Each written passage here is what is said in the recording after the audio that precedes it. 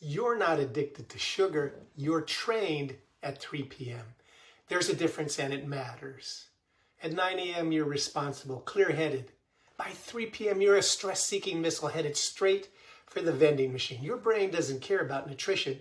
It cares about relief. Here's my story. I was deep in a massive project for a telecom company. Real pressure, real stakes, everything riding on the deadline. At 3 p.m. every single day, the craving hit, not actual hunger, relief. I'd grab candy, coffee, whatever was closest. Fast energy spike, instant mood lift, 3-minute mental vacation from the chaos. Same pattern, day after day, month after month. By the end, I'd gained 20 pounds and I realized something crucial. I wasn't addicted to sugar, I was trained. My nervous system had learned that 3 p.m. equals stress, and stress equals one solution, sugar. That's when I said it. I don't negotiate at 3 p.m. That became my turning point. Do this with me right now. 4 seconds in through your nose, hold for 4, then 6 seconds out through your mouth. In, 2, 3, 4, hold, 2, 3, 4, out, 2, 3, 4, 5, 6. Again, feel that shift? That's your nervous system downshifting. That's exactly what we're building. In 10 minutes a day, you rebuild self-trust and shut down the 3 p.m. sugar autopilot without relying on willpower. I'll show you the exact stress loop that's been running you and the swap that makes it stick. Hi, I'm Wil Dieck, college professor and longtime martial artist.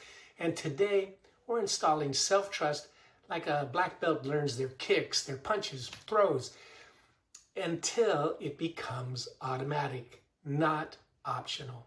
Your cue hits between 2:45 and 3:15.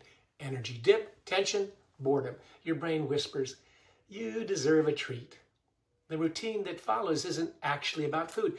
It's about relief. You reach for sugar, candy, a coffee drink, whatever gives you that fast jolt. You're not hungry, you're stressed. Your nervous system has learned that sugar equals escape. The real reward isn't taste, it's the energy spike, the mood lift, the 3-minute mental vacation from everything that's pressing down on you. That's powerful. That's why the loop locks in. Here's where the science gets practical.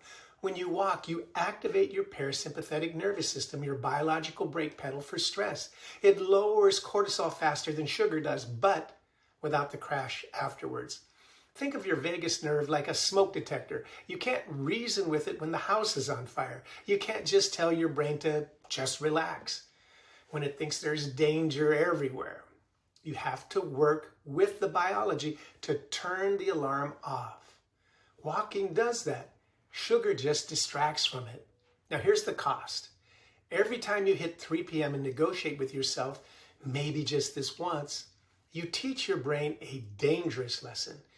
My plans don't matter under stress. Self-trust erodes with every surrender. But flip it.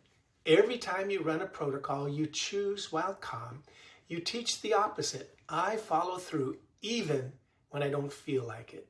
That's self-trust evidence that compounds. Most people try to white-knuckle their way through this. Pure willpower, no snacks allowed. That's where they mess up. That's not how habits rewire. Here's what we're doing instead. We're keeping the cue, 3 p.m. It's always going to be stressful. We're keeping the reward. Your nervous system still needs relief. We're swapping the routine. That's where the magic happens. First, let's reframe this completely. You're not trying to become a perfect eater. You're becoming a person who follows a rule you choose while calm. That's the entire game. Now here's the plan. First is the 10-minute deposit. Do this at 2:35 before the craving hits. Minutes 0 to 2, 4-4-6 breathing. Your goal is straightforward. You're downshifting your stress chemistry so your nervous system stops confusing tension for hunger. 4 seconds in, 4 hold, 6 out. 2 full cycles. That's it. You're not meditating. You're resetting your state before the pressure peaks. Minutes 2 to 3, anchor the decision with a physical gesture. Pinch your thumb and index finger together, or you can pinch your forearm. While you're pinching, you say the anchor phrase, I don't negotiate at 3 p.m. This isn't fake positivity. It's a working affirmation, a rule you're making real inside your body. The pinch becomes your physical proof. Your nervous system learns this phrase means I'm in control, not the stress. Minutes 3 to 10, walk protocol. Pace at speed where you can still talk. This isn't a race or a workout. Every 10 steps, take one long exhale. Keep it connected to that vagus nerve brake pedal that we talked about. The walk isn't cardio, it's neurological rewiring. You're keeping a promise to yourself while stressed, which is the definition of self-trust building. So why does this work? You're not trying to be healthy. You're keeping a commitment you made while calm, executing it while stressed. That's self-trust evidence. That's what rebuilds your internal credibility. The next tool is the 180-second emergency reset that you can use when stress hits anyway and you want sugar right now. Round 1, 4-4-6 breathing, 2 full cycles, 30 seconds. Round 2, pinch your anchor point and say 1 rep. Not, I'm never eating sugar again, just 1 rep. You're acknowledging the craving exists and you're choosing this reset instead of going on autopilot. Round 3, 2-minute walk. Yes, just 2 minutes. Not a power walk. 2 minutes of movement while your nervous system is begging for relief. You're proving to yourself in real time that you can feel stressed and not reach for sugar automatically. After the reset, reassess. Are you still craving sugar? You're allowed to have it, but you're not choosing it on autopilot anymore. You're choosing it consciously after running the protocol. That's how you protect your self-trust. There's one rule that makes all of this work. No big food decisions at 3 p.m. Only pre-decisions. 3 p.m. is not your CEO. 3 p.m. is your nervous system begging for relief. So make the decision in the morning while you're calm. What's the replacement stack? Protein, berries, yogurt, nuts, cheese? Where does it live? Desk, car, bag? What's the if-then trigger? If 3 p.m. hits, I run the deposit. This is self-trust in practice. Decisions made while calm, executed while stressed. Your morning self is solving the problem for your 3 p.m. self. You're outsmarting the stress loop, not fighting it. For the next 7 days, forget about quitting sugar entirely. Seriously, your only mission is running the deposit at 2:35 p.m. That's it. Your one job is, I kept the rep.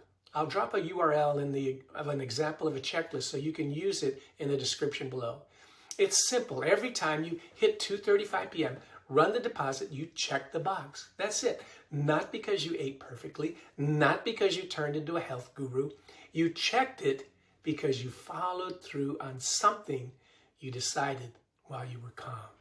This isn't about being flawless. It's about collecting proof. Each check mark is evidence that you can keep a promise under pressure. That's what rebuilds self-trust at the cellular level. So now you have the habit loop that's been hijacking you and the exact protocol you need to rewire it. Your homework's simple. Do the deposit at 2:35 p.m. tomorrow. I guarantee you'll feel the shift in your nervous system within 3 days. Ready to go deeper? Subscribe for more brain-boosting hacks that take minutes but change everything. It's an easy and free way to support us, and you'll boost your brain power along the way. Until the next time, this is Wil Dieck wishing you only success. And remember, self-trust is built 1 rep at a time, especially when the vending machine is calling.